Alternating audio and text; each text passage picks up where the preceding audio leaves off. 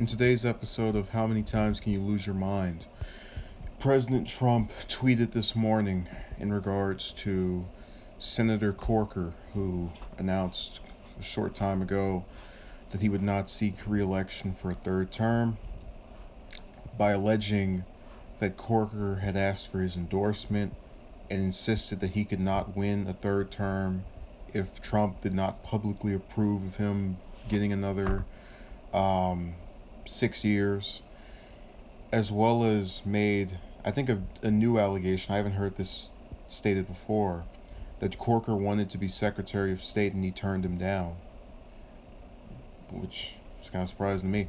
Now, Corker responded by saying that the White House, in the current era of Trump's administration, has become an adult daycare center. When I heard that, I laughed. I didn't laugh because it was funny. I laughed in horror at the idea that a person who is so eccentric to the point of using social media to go and bash other individuals that are in office are supposed to be charged with creating laws that benefit the common man. Yeah, that hasn't happened in a couple of decades. Are reducing their time to this. And the worst part about it is I was sitting here and I was thinking about Trump's relationships with various senators and Congress individuals, and it was funny to think of how it appears I'm starting to believe when it comes to a majority of Republicans, I can't think of someone who at least is on a national profile that he hasn't spoken negatively about. Now, obviously, when you're running against Cruz, Paul, Rubio during the Republican primary, you're going to say things that are not in favor of them so you can raise your own stock. I get that. But, the McCain war hero comment, obviously the things with then Governor Haley, there's so many little schisms he's had with various individuals. And Corker is kind of a strange variation because he didn't attack him to my knowledge.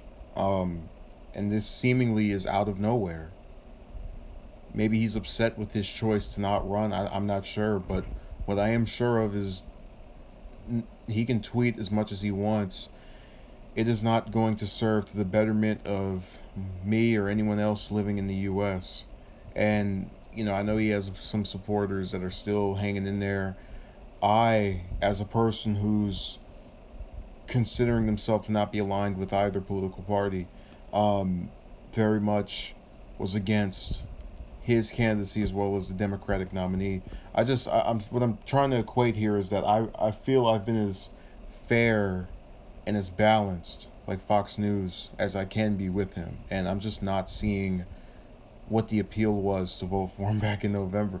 I'm not seeing what the appeal is to support him now. It's fine to disagree with someone. It's fine to find faults with them. And I feel that it's harder and harder to kind of brush it off and ignore it when it's this. What is this doing? And, there's this idea that the person who's the nicest isn't the best leader. Yeah, but the person who wastes their time on petty nonsense such as this is not leading anyone anywhere except himself to irrelevance.